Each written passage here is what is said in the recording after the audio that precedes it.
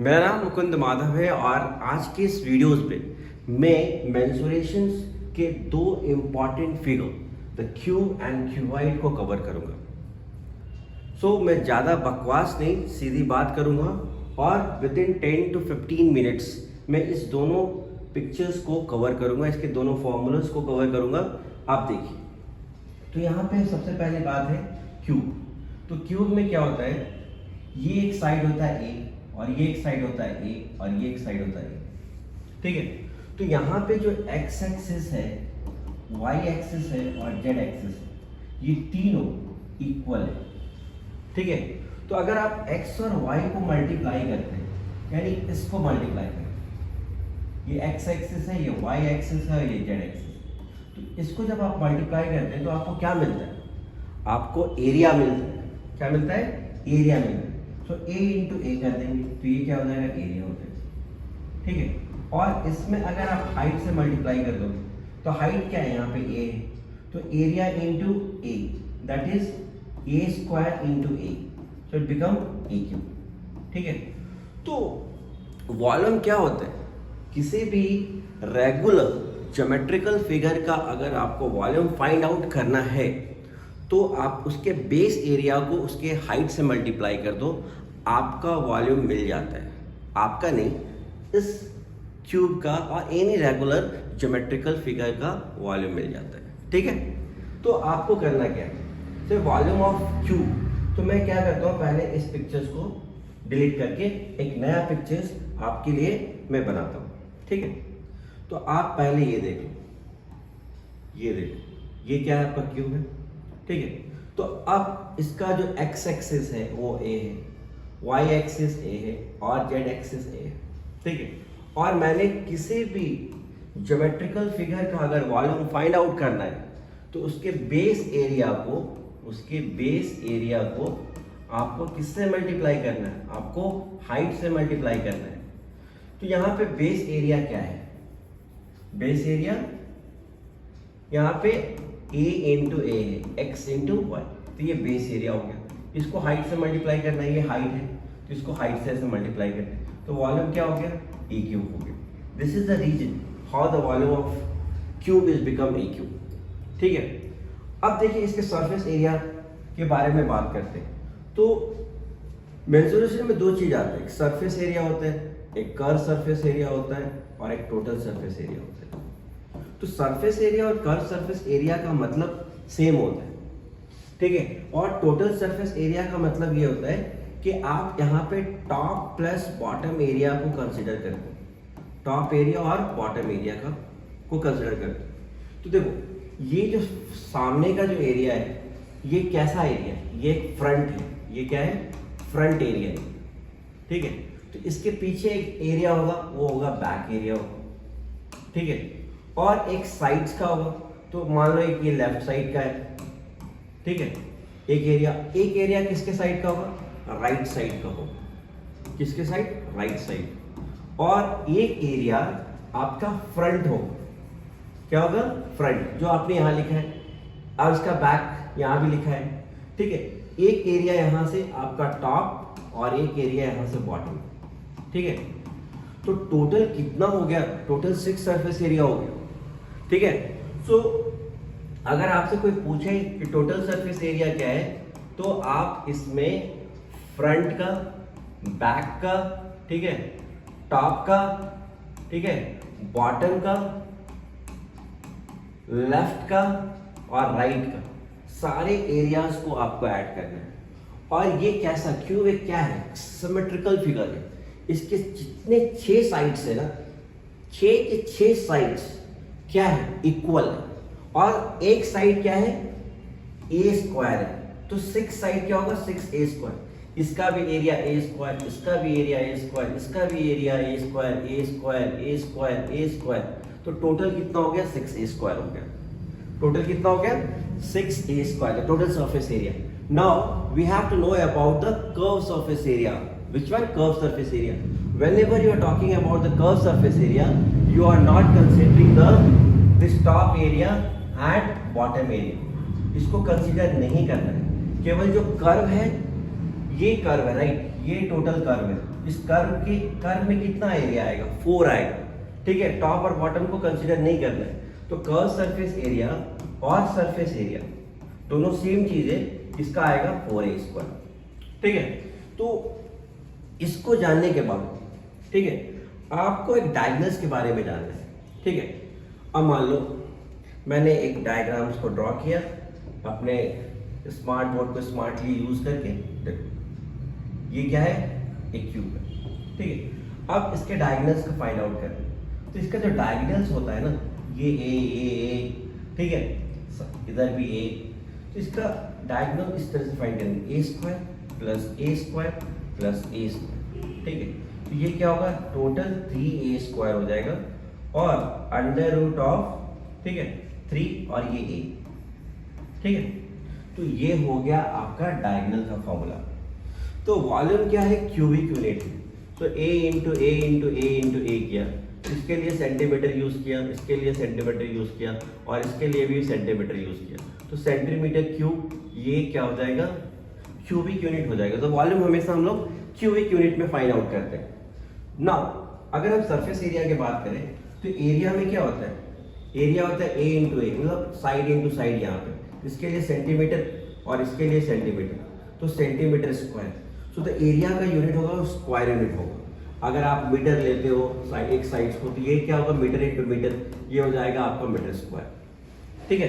तो इतने देर में आपका क्यूब को आपने समझ लिया और कैसे इसके फॉर्मूलाज को लिखना है और कैसे मेमोराइज करना है। तो देखिए, अब देखिए, अब मैं आपसे अगर पूछूं कि वॉल्यूम ऑफ क्यूब क्या होता है, तो आप आराम से बोलेंगे AQ। तो ये AQ कैसे आया, बेस एरिया, ठीक है, बेस एरिया इंटू हाइट करने से आ गया, तो बेस एरिया आपका A × A और हाइट है A, सो a² × A आ गया।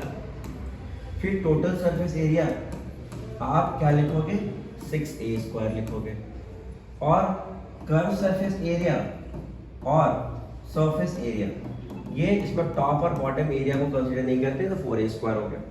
अब इसका डायगोनल्स के लिए आप क्या कर रहे थे, a² + a², तो ठीक है, तो ये क्या हो गया, 3a², तो यहाँ पे a बाहर आ जाएगा, √3 अंदर रह जाएगा, तो ये √3 हो गया।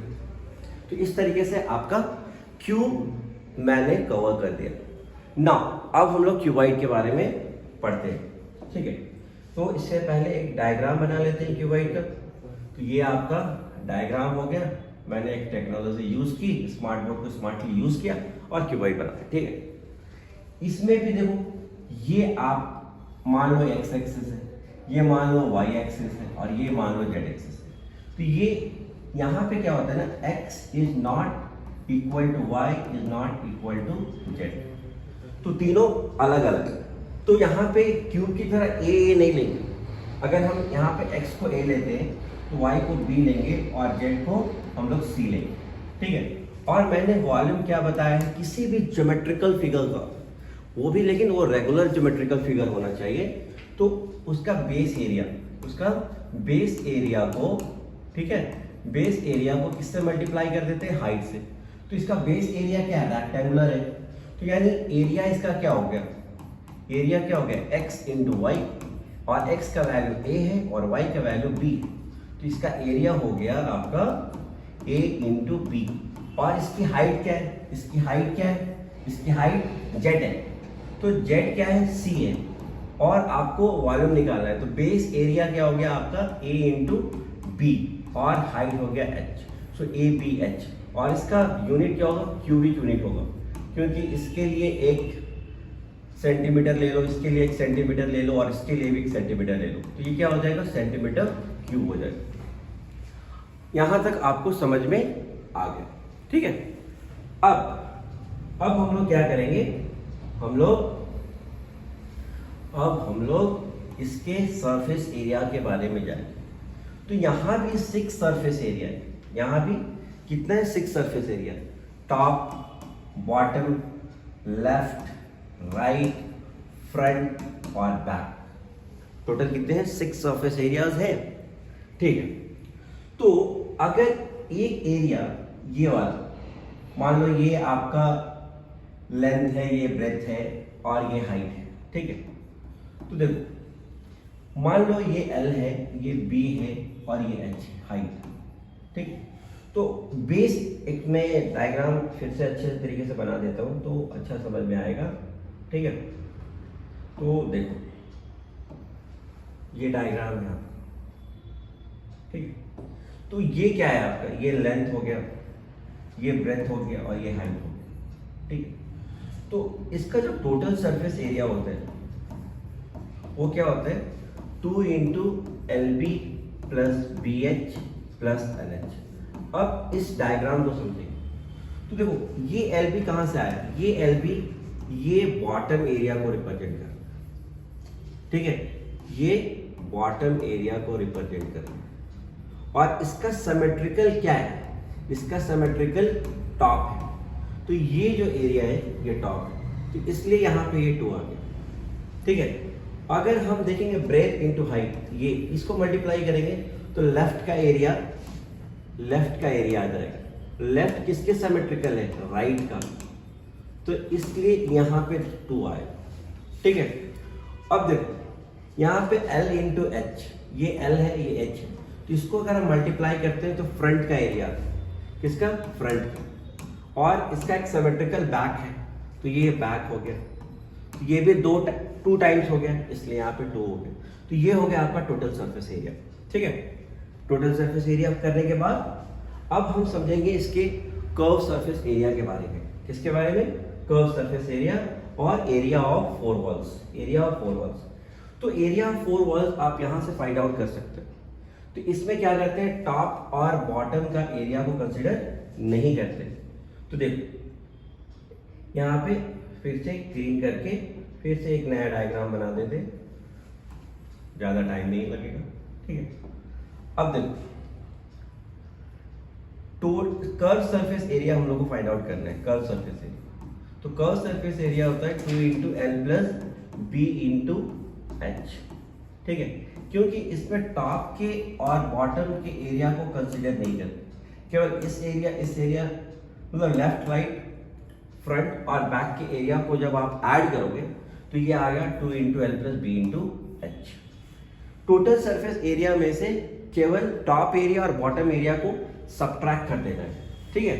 तो ये हो गया आपका टोटल सरफेस एरिया, ठीक है। अब अगर आपको लेंथ, डायगोनल्स का लेंथ फाइंड आउट करना है तो इसके लिए आपको L square plus B square plus H square करना होगा, तो इससे आपका डायगोनल निकल जाएगा, ठीक है। तो इस तरीके से आज की इस वीडियो में मैंने क्यूब और क्यूबॉइड के फॉर्मूलाज को कवर किया, ठीक है। आप मेरे वीडियोस को लाइक कीजिए, सब्सक्राइब कीजिए और मुझे मोटिवेट कीजिए। आपका लाइक और सब्सक्राइब मुझे मोटिवेट करेगा कि आपके लिए मैं और ऐसे वीडियोस बनाया करूं। नेक्स्ट वीडियोस में मैं क्या करूंगा, इसके बाद मैं कोन और सिलेंडर्स के बारे में डिस्कस करूंगा। Thank you so much for watching this videos.